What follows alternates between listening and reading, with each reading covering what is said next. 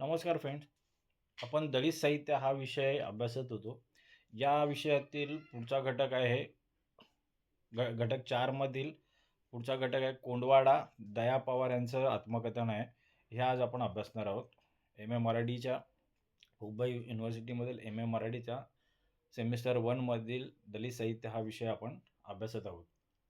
कोंडवाडा दया पवार हा घटक दया पवार यांच्या कोंडवाडा या कविता संग्रहावर आधारित असून यात आपल्याला काय काय शिकायचं आहे, त्याची उद्दिष्ट काय आहेत, या घटकाच्या प्रमुख उद्दिष्ट काय आहेत. तर दलित साहित्यातील वेदना, विद्रोह, नकार समजावून घेणे, विद्यार्थ्यांना कोंडवाडा या कविता संग्रहातील आत्मभान, समाजभान समजावून सांगणे.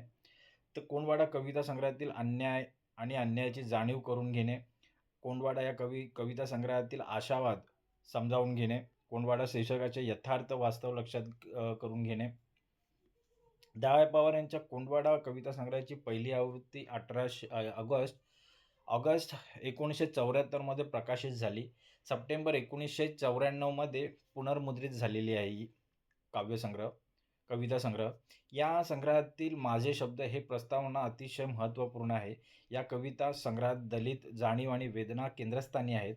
या संग्रहामुळे समाजव्यवस्था, जातीय व्यवस्थेचे आव्हान देणाऱ्या कवितांना गती मिळाली. दया पवार यांना संवेदनशील, मनाला भावलेल्या आणि या काव्यसंग्रहामुळे काव्यसृष्टीत मोठे स्थान मिळाले आहेत.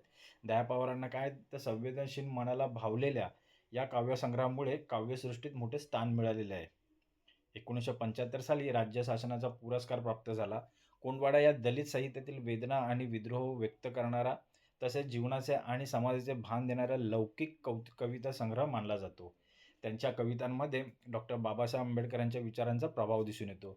या संग्रहातील कविता दलित समाजाचे दुःख सोबतीला घेऊन समूहाने बोलणाऱ्या आणि विद्रोहाचा वक्ता असलेल्या आहेत. दया पवार यांचा परिचय. यांचं मूळ नाव दगडू मारुती पवार. योगदान काय तर दलित चळवळीचे महत्त्वपूर्ण लेखक म्हणून ते प्रसिद्ध आहेत. यांचा जन्म 1935 जिंतूर जिल्हा परभणी येथे झाला. यांचं शिक्षण मुंबईत येऊन वैद्यकीय महाविद्यालयात लेखन आणि प्रयोगशाळा सहाय्यक पदावर काम केले. नोकरी करत असताना शिक्षण सुरू ठेवले आणि श्रमातून मिळालेल्या वेळेत साहित्य निर्मिती केली. 1966 साली अस्तित्ववाद या नियतकालिकात त्यांची पहिली कविता प्रकाशित झाली. दया पवार यांचा पुढे परिचय. दया पवार यांनी बलूत हे दर्जेदार आत्मकथन गाजवले. बलूतच्या हिंदीत अच्युत म्हणून अनुवाद झाला. इतर भारतीय भाषांबरोबर जपान, फ्रान्स आणि जर्मनीमध्ये देखील त्यांचे भाषिक अनुवाद झाले. कोंडवाडा आणि धम्मपद हे कविता संग्रह प्रकाशित झाले. इतर साहित्यकृती फोडणी, चौरंगी, पानंग. 1990 मध्ये पुणे विद्यापीठाने डिलीट हे मानद पदवी दिली त्यांना. डॉक्टर ऑफ लिटरेचर हे मानद पदवी दिली. 1995 मध्ये त्यांच्या साहित्यावर एम.फिल साठी संशोधन झाले. 1987 मध्ये अमेरिकेतील मॅनहॅटन येथील आंतरराष्ट्रीय कविता महोत्सवात भारताचे प्रतिनिधित्व त्यांनी केले. 1984 मध्ये साहित्य अकादमीच्या दलित साहित्यविषयक समितीवर सदस्य म्हणून कार्यरत होते. बलूत हे दलित आत्मकथनाचे परंपरेत महत्त्वाचे स्थान मिळवून आहे. दया पवार हे दलित साहित्य चळवळीतील एक संवेदनशील कवी आहेत.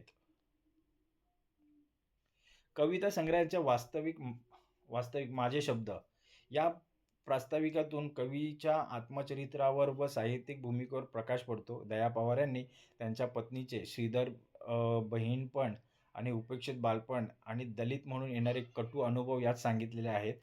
त्यांनी दलित वस्तीत जन्माला येणे आणि डॉक्टर बाबासाहेब आंबेडकरांचे विचार स्वीकारणे यांमुळे दलित कवी म्हणून आपली निर्मिती झाली असे स्पष्ट केले आहे. कवी स्वतःच्या समाजाचे प्रश्न मांडणे हे आपले धार्मिक कर्तव्य मानतात. कोंडवाड्यातील गुलामगिरीचे प्रतीक, घुसमटलेले जीवन आणि समाजाचा अन्याय यात व्यक्त होतो. कविता संग्रहाचे दलित हा शब्दाचा व्यापक अर्थ गावकुसाबाहेरचे लोक, भूमिहीन, शेतमजूर, आदिवासी आणि दलित चळवळीशी जोडलेले. दलित समाजाला समाजाच्या मुख्य प्रवाहात आणण्यासाठी शिक्षणासोबतच आर्थिक आणि सामाजिक स्वातंत्र्य असणे आवश्यक आहे. दया पवार यांनी त्यांच्या बालपणातील दुर्दैवी परिस्थिती आणि सामाजिक भेदभावांचे अनुभव सांगितलेले आहेत. वयाबरोबर जात, पात, वर्णव्यवस्थेची जाणीव झाल्यामुळे विद्रोह करण्याची प्रेरणा मिळाली. मुंबईत शिक्षण घेताना आंबेडकरांचा सहवास मिळाला आणि त्यांचे विचार अंगीकारले. विद्रोही लाटलेल्या बाईची प्रतिमा या समूहात वापरली आहे. विद्रोही लाटलेल्या बाईची प्रतिमा या संग्रहात वापरलेली आहे. कवीच्या मते कॉलेजमध्ये घातलेली स्तुतिपर रामराज्याची कविता शंभूक, दलित फिगर इन रामायणा यांना न्याय देत नाहीत. काय तर कवीच्या मते कॉलेजमध्ये घातलेले स्तुतिपर रामराज्याची कविता शंभूक यांना न्याय देत नाहीत. दलित साहित्याच्या निर्मितीसाठी स्वतःच्या जीवनातील अनुभव आणि आंबेडकरी विचार ही बिजे आहेत. दलित कवितेचा अभ्यास करताना स्वामान, समाजभान, न्यायाची जाणीव, नकार, विद्रोह, मूळ या प्रमुख घटनांचा विचार करणे आवश्यक आहे. कोंडवाडा शीर्षकाचे यथार्थ. कोंडवाडा म्हणजे नुकसानकारक जनावरांना बंदिस्त करण्याची सरकारी जागा. कोंडवाडा म्हणजे काय? तर नुकसानकारक जनावर आहेत त्यांना बंदिस्त करण्याची सरकारी जागा म्हणजे कोंडवाडा, असं त्यांनी अर्थ घेतलेला आहे. याचे मूळ गुन्हा करणाऱ्या जनावरांना कोंडण्यात आहे. याचं मूळ काय तर गुन्हा करणाऱ्या जनावरांना कोंडण्यात आहे. गुंड किंवा हुल्लड जनावरे गावकुसाबाहेरच्या कोंडवाड्यात ठेवली जात. दलित समाजाला वर्षानुवर्ष कोंडवाड्यात राहणे भाग पडले. त्यांना माणसाचे अधिकार नव्हते. दलित वस्ती गावकुसाबाहेर आहे हे गुलामगिरीचे प्रतीक आहे. कोंडवाडा या शब्दाचा उपयोग कवीने घुसमटलेल्या आणि वेदनाग्रस्त जीवनासाठी प्रतीक म्हणून केलेला आहे.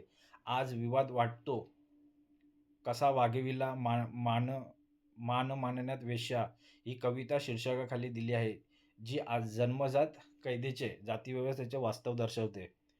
कोंडवाडा कविता संग्रहातील आत्मभान आणि समाजभान. आत्मभान म्हणजे इतरांसारखे आपणही जागृत आणि जाणीवपूर्वक आहोत ही भावना. दलित समाजाने जातव्यवस्थेच्या जन्माधारित व्याख्या नाकारून आपले अस्तित्व स्वीकारणे म्हणजे आत्मभान. आपले शरीर मांडलतान, दया पवार या कवितेत आपले शरीर मांडलतान या कवितेत कवीला केवळ समाजाला नम्र करत परिसर, वस्ती आणि घरादारात स्वतःची जाणीव होते. मी आणि आम्ही मध्ये रूपांतरण झाले. मीचे आम्हीमध्ये रूपांतरण झालेले आहे. कवीने व्यवस्थेविरुद्ध आत्मसन्मान जपण्याची जाणीव दिली. कोंडवाडा कुणी निर्माण केला या प्रश्नातूनच आत्मभान आणि आंबेडकरी विचारांचा प्रभाव दिसतो. कविता संग्रहातील वेदना दलित समाजाला जातभेद आणि सामाजिक विषमतेच्या शृंखलांनी बांधलेले आहे. दया पवार यांच्या कवितांमधून ही वेदना तीव्रपणे व्यक्त झाली आहे.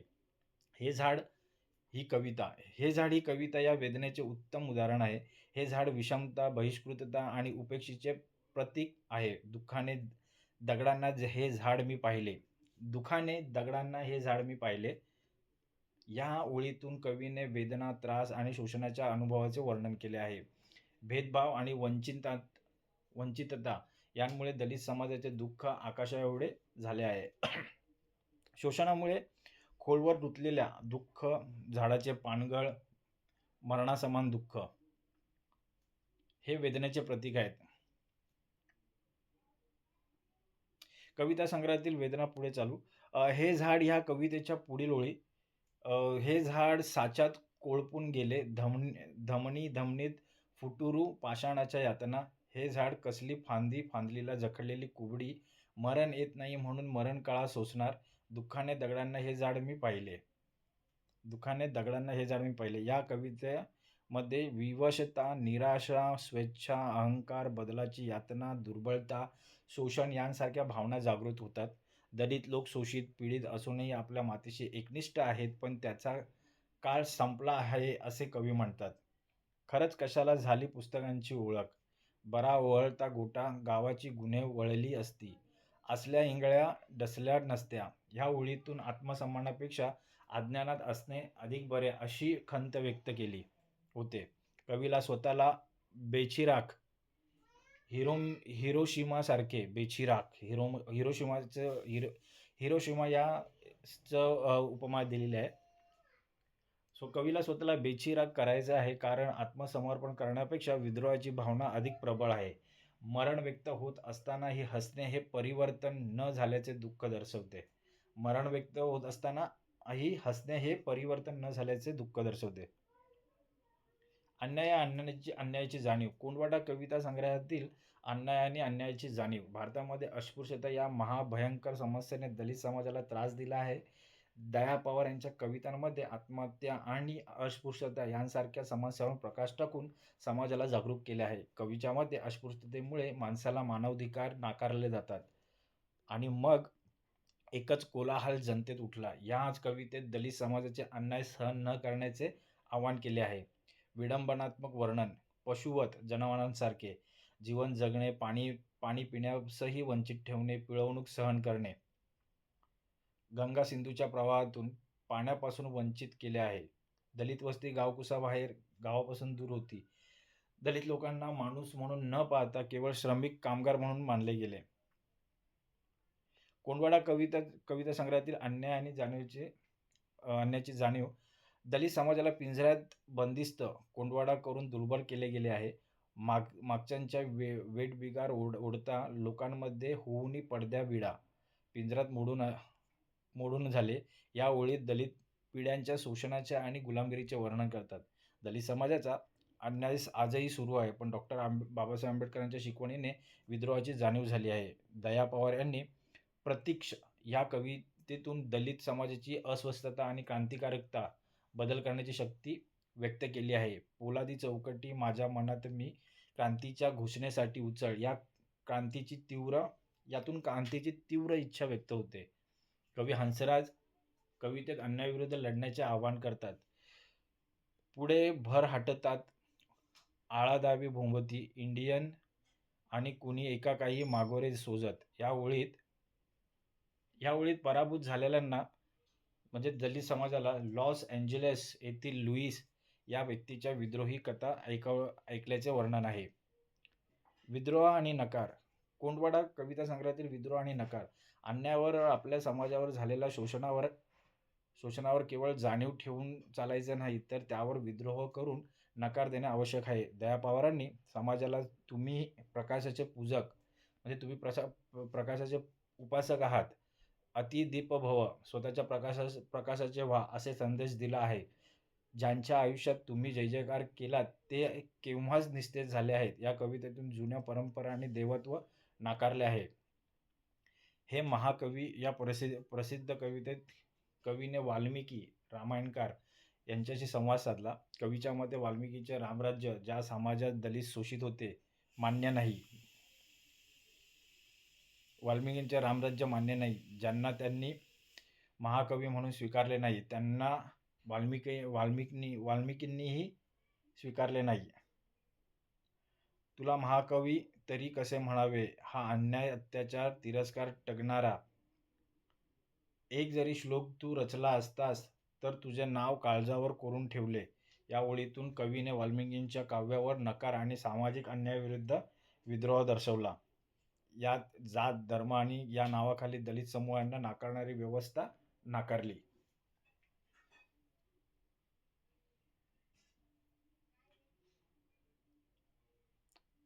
देश, धर्मव्यवस्था आणि जातीव्यवस्थेवरील प्रश्न. देश, धर्मव्यवस्था आणि जाती व्यवस्थेवरील इतरांना विचारलेले प्रश्न. कवीने कविता संग्रहात स्वसमाज आणि अस्तित्व यांबद्दल पोटतिडकीने प्रश्न विचारले आहेत. दया पवार यांनी विषमता, विरोधाभास आणि मानवी अरिष्टे यांवर कवितातून भाष्य केले आहे. देशाला स्वातंत्र्य मिळाल्यावरही वंचित समाजासाठी दारिद्र्य, शोषण आणि अन्याय कायम राहिले आहेत. देशाला महान देश म्हटले जात असतानाही लाभ मिळत नाही. धर्म आणि जात या तत्त्वज्ञानात अडकवून ठेवणारे सापळे तयार झाले आहेत. प्रश्न. देव, धर्म, वंश ही तुमची बुजगावणी. बोला, माणूस चिरडलात का नाही? यामुळे माणूस पण नाकारले गेल्याचे दर्शवले आहे. हे माझ्या देशात सांग कोणत्या माझ्या सीमा. या देशात राहून सर्वसामान्य माणसांसारखी वागणूक मिळत नसल्याची खंत व्यक्त केलेली आहे. कवितातला आशावाद आणि इतरांची कविता. कवितेतला आशावाद. दलित कविता नकार आणि विद्रोह व्यक्त करत असली तरी त्यातून परिवर्तनाची प्रतीक्षा आणि आशावाद निर्माण होतो. असंतोष निर्माण झाला नाही तर क्रांती होणार नाही आणि परिवर्तन शक्य नाही. उदाहरणे: गावाकूच बाहेरचे उपेक्षित वस्तीत धमनी धमनी अंतर्वस्त्राचे लोट संतापाने कधीचे तटातट आहेत. या ओळी समाजाला अस्तित्व मिळवून देण्यासाठी लढण्याचा निर्धार दर्शवतात. तुम्ही आम्हा निसंतान करण्याचा तरी मातेच्या गर्भात तक्षक वाढत आहेत. यातून अस्पृश्यतेचा तिरस्कार असूनही मातीत भविष्याचा विद्रोह वाढत असल्याची आशा व्यक्त होते. हा आशावाद काल्पनिक नसून वास्तवाशी जोडलेला आहे आणि तो अनेकांच्या बलिदानाचे योगदान आहे. इतर काही कविता. दलित जाणिवेच्या कवितांसोबतच संग्रहात आशावाद आणि स्त्रीवादाशी संबंधित कविताही आहेत. रात या कवितेत स्त्रियेचे दुःख आणि तिचा भोग व्यक्त केला आहे. तू जरी जवळ आली तरी दूर दूर सरकली, साडीची सून झाली मालावली. या ओळीतून घरातील स्त्रीचे दारिद्र्यात मालावलेले आयुष्य दर्शवले आहे. हार्लेम नावाच्या कवितेत अमेरिकेचे निग्रो लोकांशी बंधुत्वाचे भाव व्यक्त झाले आहेत. त्यांच्या संघर्षाबद्दल कवी सहानुभूती दर्शवतात. दया पवार हे सिद्धांतवादी नसून प्रेरणावादी कवी आहेत. त्यांनी कवितेतून सिद्धांत रचना करण्याची गरज नाही तर परिवर्तनासाठी कृतिशीलतेची गरज असल्याचे सांगितले आहे. कवितेची भाषाशैली आणि रूपके. कवितेची भाषाशैली घडपडीत आणि सहज आहे. समाजव्यवस्थेवरील अन्याय, अत्याचार, विषमतेवर रोष व्यक्त करण्यासाठी भाषा मवाळ न ठेवता धारदार आणि साहित्यिक ठेवली आहे. भाषेत ग्रामीण शब्द, वाक्यप्रचार, अलंकार यांचा वापर आहे. उदाहरणार्थ बडबड, जयजयकार, खटल्याखालचा मांजर. बोलीभाषेतील शब्दांमुळे बंधू, राष्ट्रपिता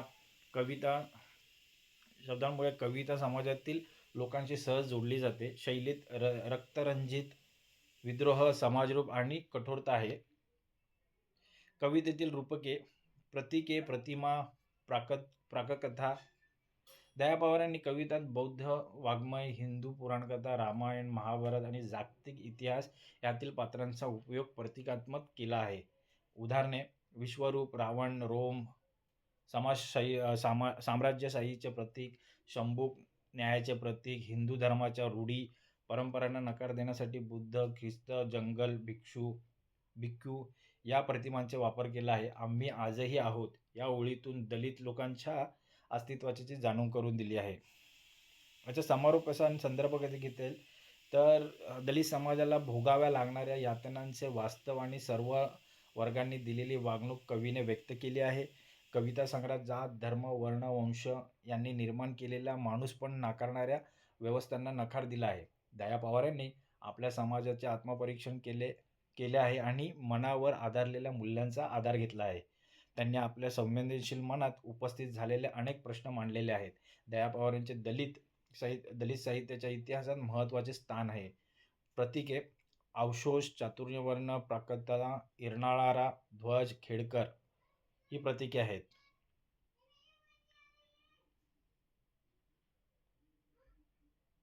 आता काही प्रश्न उत्तर आले ते पाहूया. प्रश्नावली पाहूया. कोंडवाडा कविता संग्रहातील वेदना, विद्रोह, नकार स्पष्ट करा. वेदना: दलित समाजाला जातभेद, सामाजिक विषमता आणि उपेक्षा यांमुळे भोगाव्या लागणाऱ्या तीव्र यातना. उदाहरणार्थ हे झाड कवितेतून शोषणामुळे खोलवर रुतलेले दुःखाचे व्यक्त होते. विद्रोह, नकार: रूढ परंपरा, जात, धर्म या नावाखाली माणूसपण नाकारणाऱ्या व्यवस्थेविरुद्ध तीव्र आवाज उठवणे. नकार: जुने देवत्व, वाल्मिकींच्या रामराज्य नाकारले. विद्रोह: अन्याय सहन न करण्याचा निर्धार आणि तुम्ही प्रकाशाचे पूजक बनण्याचे आव्हान. कोंडवाडा या कवितेतील संग्रहाच्या शीर्षकाची यथार्थ स्पष्ट करा. प्रश्न 2. कोंडवाडा या शब्दाचा मूळ अर्थ नुकसान करणाऱ्या जनावरांना बंदिस्त करण्याची सरकारी जागा. यथार्थता, वास्तवता: कवीने हा शब्द दलित वस्ती आणि दलित समाजाचे जीवन दर्शवण्यासाठी प्रतीक म्हणून वापरला आहे. दलित समाजाला गावकुसाबाहेर ठेवून त्यांचे मानवी अधिकार नाकारले गेले, हे त्यांच्या गुलामगिरीचे प्रतीक आहेत. प्रश्न 3. दया पवार यांच्या कोंडवाडा या कविता संग्रहात आत्मभान, समाजभानाची जाणीव होते हे सविस्तर स्पष्ट करा. आत्मभान, इतरांसारखे आपणही जागृत आणि जाणीवपूर्वक आहोत ही भावना जन्माधारित व्याख्या नाकारून अस्तित्व स्वीकारणे. समाजभान, आत्मभान जागृत झाल्यावर दलित समाजाच्या विचारांचा आणि अस्तित्वाचा विचार करणे. मीचे आम्ही, सेल्फचे कम्युनिटीमध्ये रूपांतरण झाले. समाजासाठी लढण्याची जाणीव तयार झाली. प्रश्न 4. दया पवारांच्या संवेदनशील मनात उपस्थित झालेले अनेक प्रश्न कुंडवाडा कविता संग्रहात कवितांमधून मांडले आहेत हे स्पष्ट करा. स्व आणि अस्तित्वाचे प्रश्न. किती जन्मांवी कैद, कुणी निर्माला हा कुंडवाडा. देशातील विषमतेचे प्रश्न. देशात राहून सर्वसामान्य माणसांसारखी वागणूक मिळत नाही तर कोणत्या माझ्या सीमा. धर्मव्यवस्थेवरील प्रश्न. देव, धर्म आणि वंश ही तुमची बुजगावणी.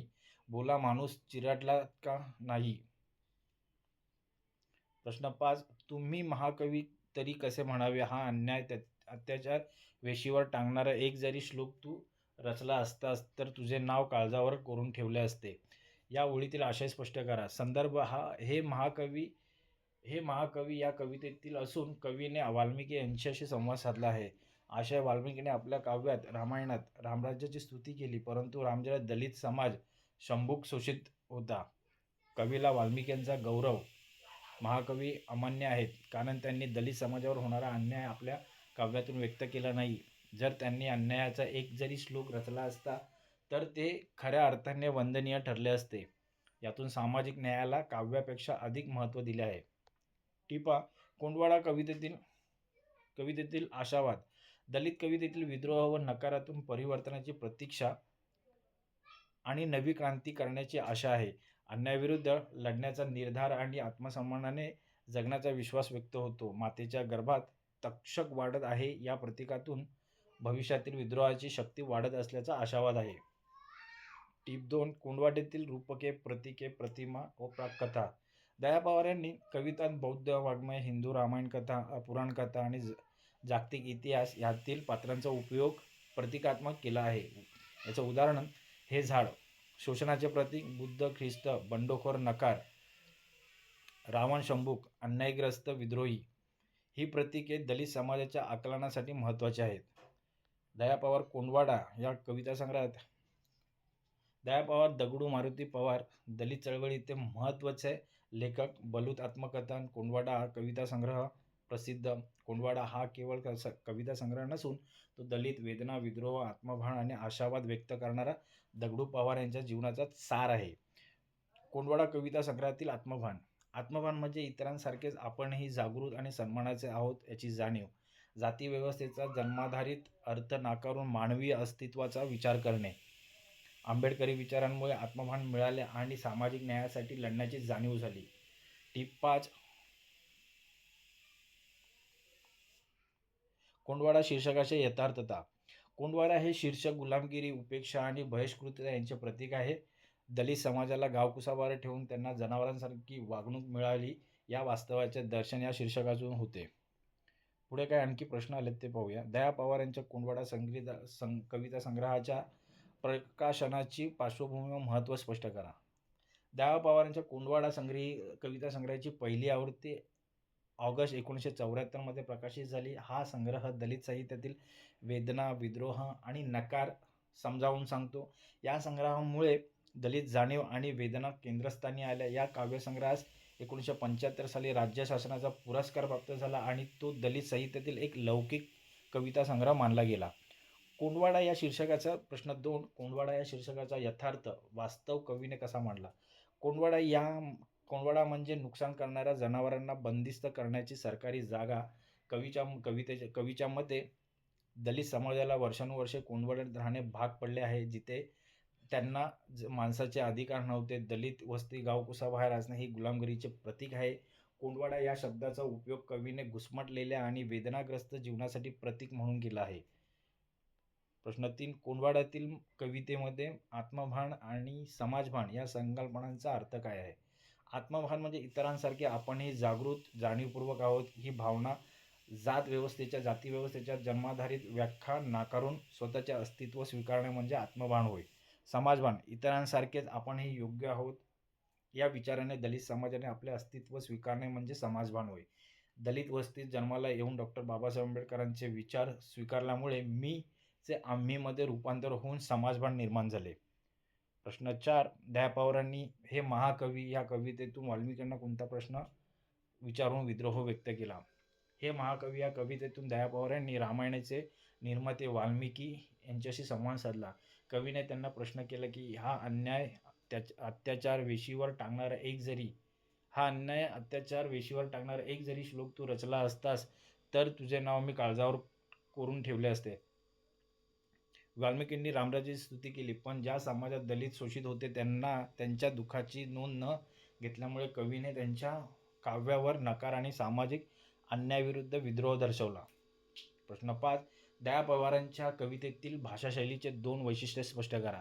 दया पवार यांच्या कवितेतील भाषाशैलीचे 2 वैशिष्ट्ये म्हणजे धडपडीत आणि धारदार भाषा. समाजावर झालेल्या अन्याय आणि विषमतेवर रोष व्यक्त करण्यासाठी भाषा मवाळ न ठेवता ती धारदार आणि कठोर ठेवली. 2. बोलीभाषेचा आणि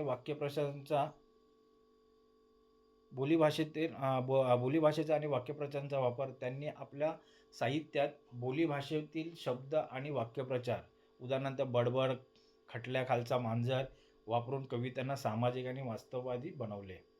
काही बहुपर्यायी प्रश्न आलेत ते पाहूया. कोंडवाडा या कविता संग्रहाची पहिली आवृत्ती कोणत्या वर्षी प्रकाशित झाली? 1974 मध्ये प्रकाशित झाली. दया पवार यांचे मूळ नाव काय होते? दगडू मारुती पवार.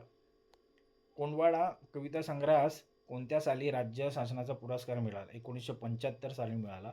दया पवार यांचे कोणते आत्मकथन प्रसिद्ध होते? बलूत.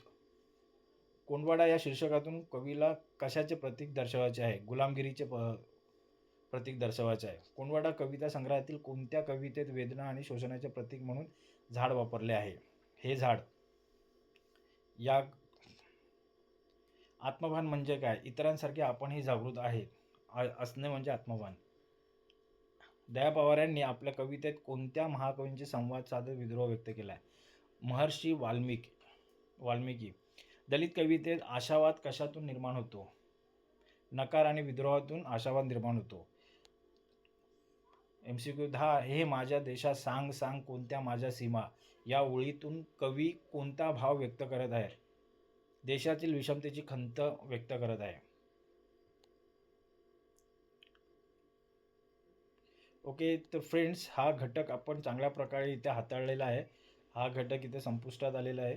या घटकाचं चांगलं आकलन होण्यासाठी, अभ्यास होण्यासाठी हा व्हिडिओ तुम्ही वारंवार पहा आणि हा व्हिडिओ तुमच्या इतर मित्रांनाही शेअर करा, जेणेकरून त्यांचाही अभ्यास होईल. आणि ह्या चॅनलला सबस्क्राईब करा, म्हणजे इतरही व्हिडिओज तुम्हाला पाहता येतील. आपण मुंबई युनिव्हर्सिटीच्या एम ए मराठीमधील सेमिस्टर 1 मधील सर्व विषयांचे व्हिडिओ आपण आपल्या चॅनलवर अपलोड केलेले आहेत. तुम्ही त्या सर्व विषय हाताळा, ऐका, पहा, त्या लेक्चर ऐका आणि आपला अभ्यास करा. तर आज आपण इथेच थांबूया. धन्यवाद.